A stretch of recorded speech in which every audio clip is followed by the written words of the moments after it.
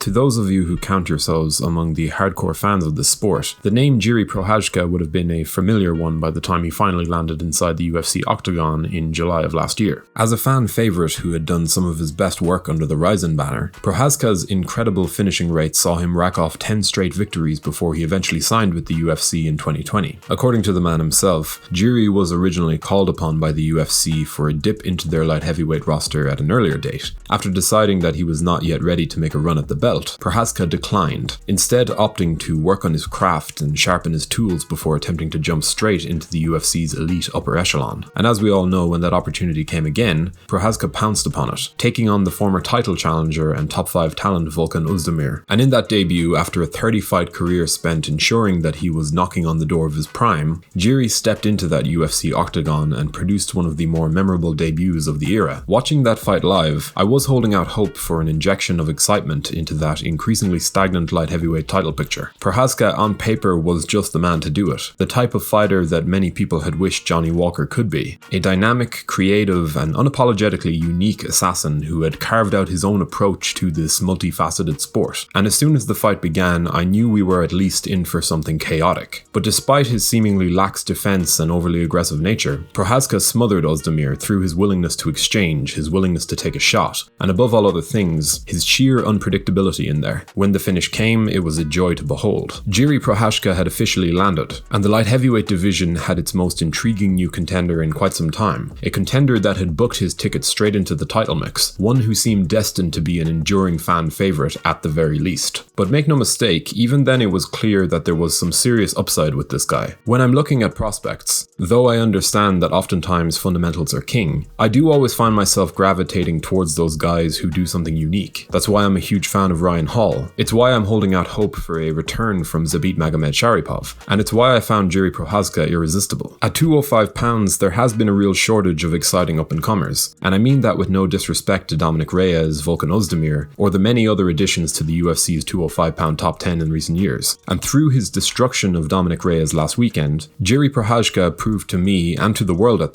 that he is in fact very capable of winning the divisional title. If you're enjoying this content, be sure to subscribe to the channel to stay up to date with all of our latest uploads, before leaving a comment to let YouTube's algorithms know that we're fast becoming one of the best MMA channels on the platform. Look, you can say what you want about his hair, his mantra, and overall obsession with Bushido philosophy in the Book of Five Rings. Whatever Jiri Prochazka has been doing for the 32 fights that make up his career to date has clearly worked a treat. With a 28-3-1 record, this guy at the very least has proven his ability to finish fighters of a wide variety of styles and skill levels. And in his battle with Dominic Reyes, which by the way was completely and utterly awesome from its start to its brutal finish, Jiri's unique style proved to be far too much for Reyes to deal with. His volume, the high pressure, his cardio, the punches that fired up from the hip, and all of the gimmicks that came with them, they all worked a treat. And it wasn't just that approach that he honed over the years that impressed me. Physically, this man is an excellent athlete. He has enough dexterity to make his shots incredibly loose, those feints that were followed by front kicks, his long and awkward punches, and of course, the utilization of elbows that sealed the victory for him, and his chin, the glue that binds his crazy approach into one functional unit.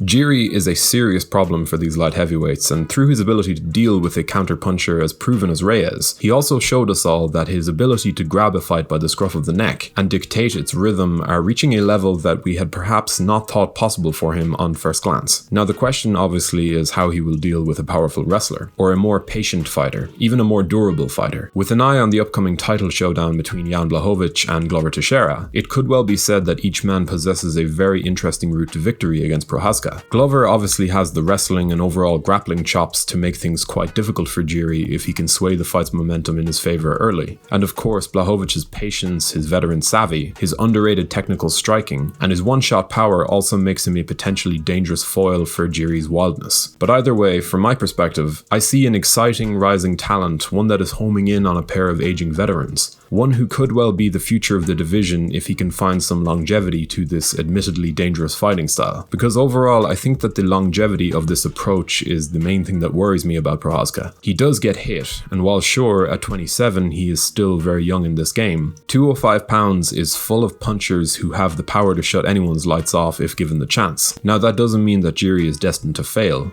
or that he can't adapt his game further. In fact, I think that given his age, and given his clear dedication to the formation of this unique and awkward style, I wouldn't be surprised in the slightest if he did make huge improvements over the course of the coming fights. But for now, I just wanted to take a video to voice my appreciation for Jiri Prochazka. I've heard some describing him as the Justin Gaethje of the light heavyweight division, and while I understand the comparison, and I do think there is something there, I think that Prochazka is a far more intriguing prospect in terms of his overall approach. And that's not intended as a criticism of Gaethje in the slightest, but his game is certainly a lot more linear, a lot more fundamentally sound than Jiri's. But either way, if last weekend's stunning win proved anything, it's that Jiri is a problem for these 205-pounders, and for me, he's without question one of my favourite fighters in the sport. But what do you make of this electric new addition to the UFC's elite light heavyweight upper tier? Do you think he has a chance of capturing UFC gold, whether from the current champion Jan Blachowicz or the future challenger Glover Teixeira? Do let us know in the comment section below, we always love to hear from you guys. If you enjoyed this video, be sure to leave a like and a comment before subscribing to the channel so you can stay up to date with all of our latest uploads. Thanks for watching.